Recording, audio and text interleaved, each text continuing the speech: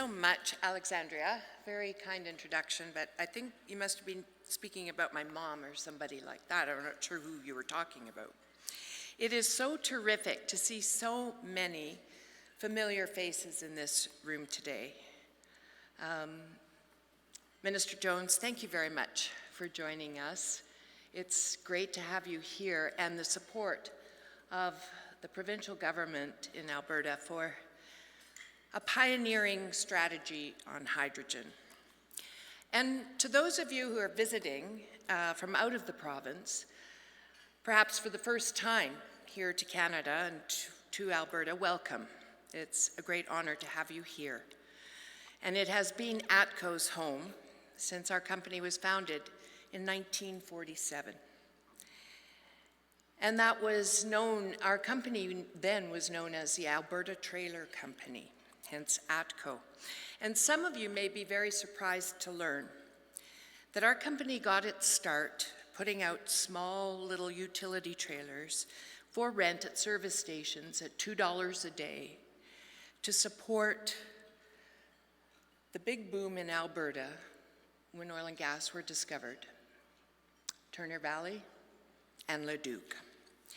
And for that $2, we even provided a bumper hitch so that you could take your trailer over to the drilling camp or the drilling site. Actually, there weren't even drilling camps at that time. The pioneers of Alberta's oil and gas industry were living in farmers' silos and tents and tar paper shacks.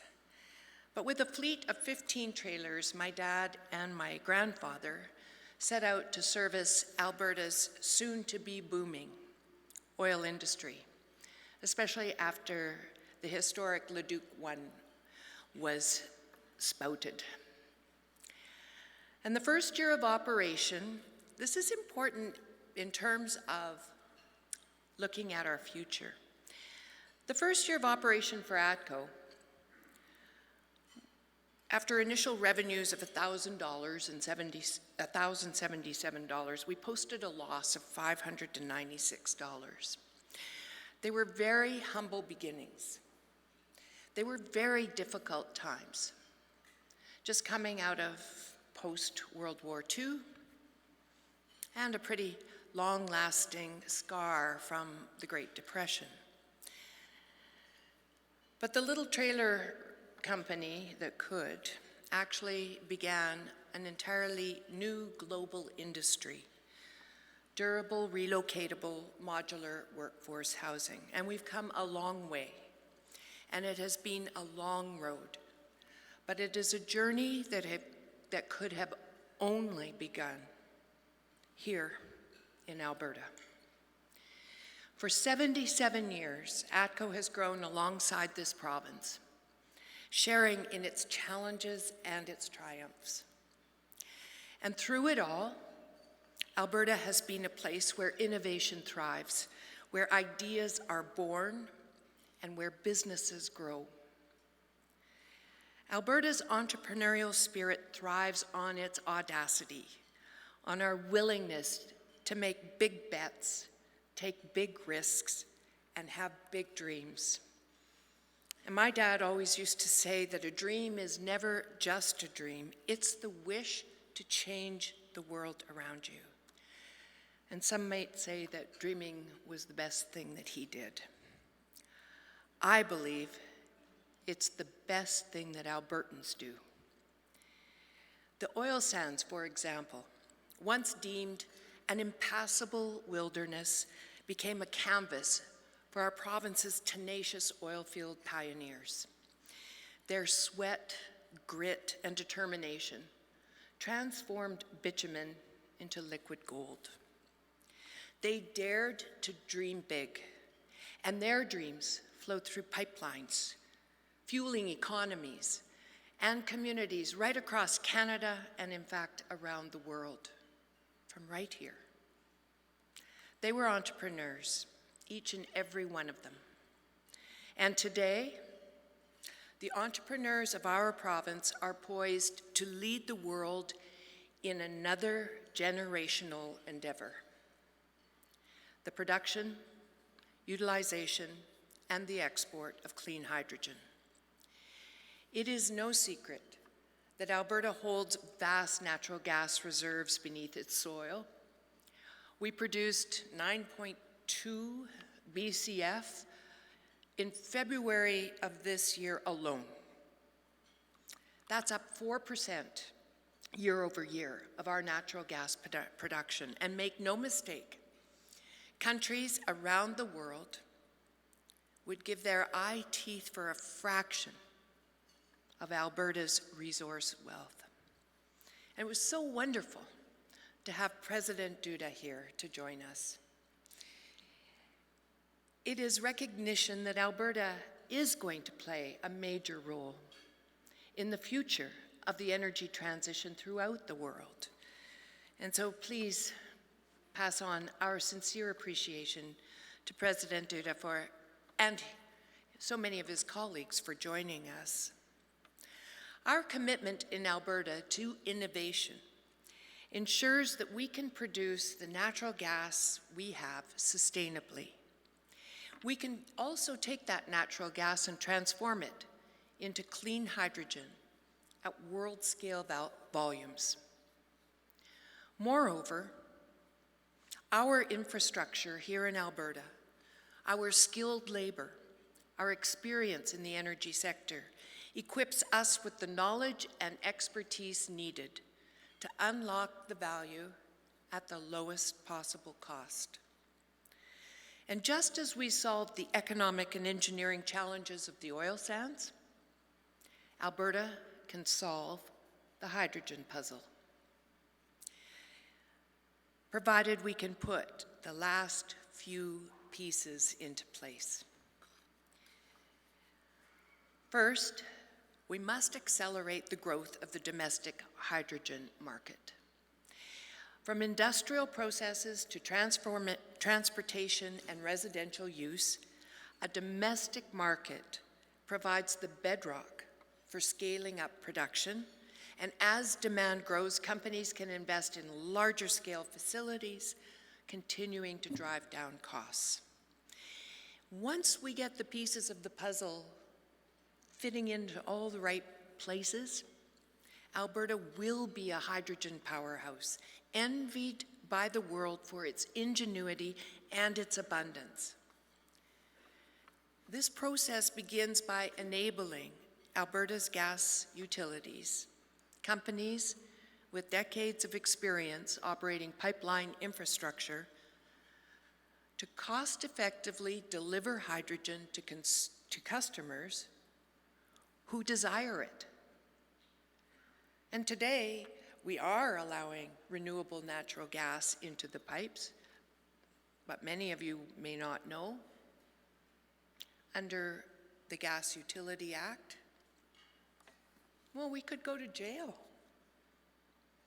This is some piece of the puzzle that can be easily fixed for all Albertans to increase our decarbonization rate of our heating fuels and our industry's use of hydrogen.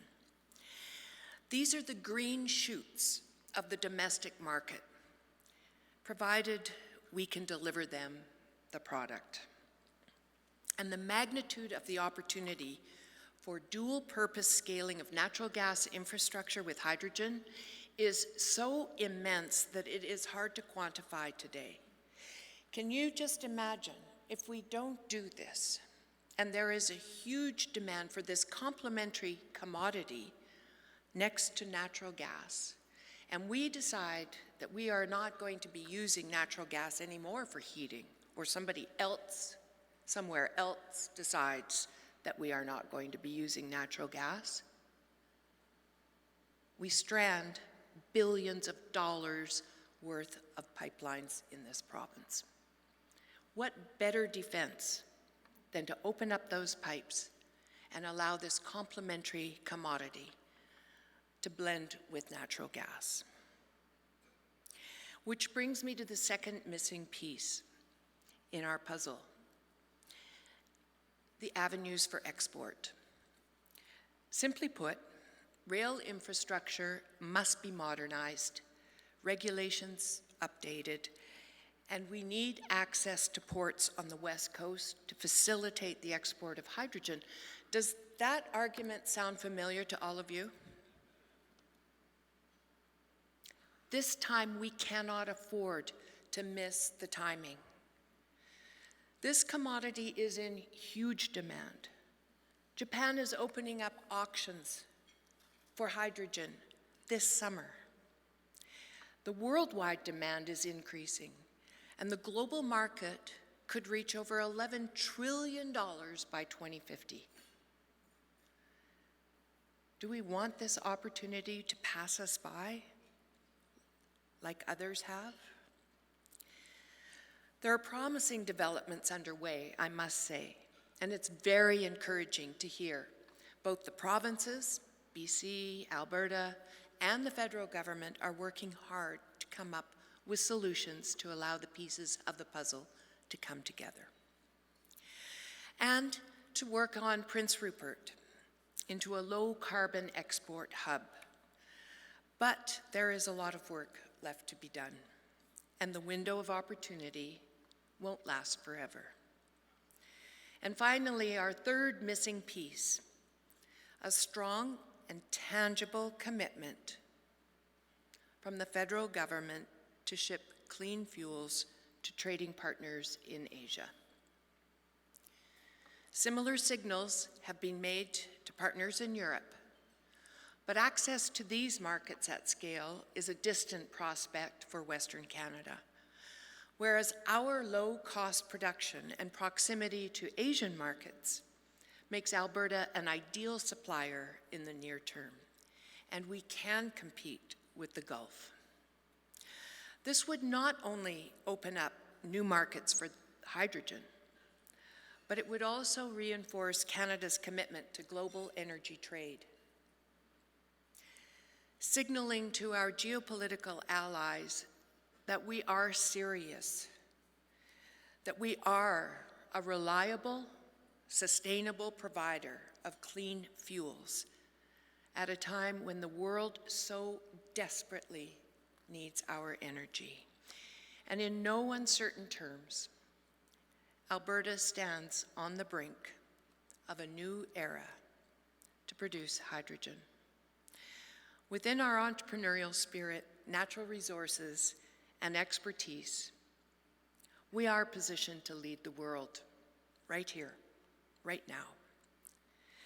However, to turn this potential into reality, we have challenges ahead, but as we've always done here in Alberta and in Canada, we roll up our sleeves, we are resilient, we are prepared to have constructive discourse, and we are, above all else, especially in ATCO, committed to making the Indigenous peoples of this country our partners in this wonderful new journey. And fortunately, we hold all the missing pieces in our hands. We just need to put them all into place. And in closing, I want to thank you all for allowing me to address you today. And I do have a little video to share with you that profiles some of the exciting hydrogen projects that are underway around the world in ATCO's world. We're downstairs at booth 518. Please come and visit. We'd love to see you all. And I want to, in closing, wish you all the very best of great success in this wonderful new pioneering era. Thank you.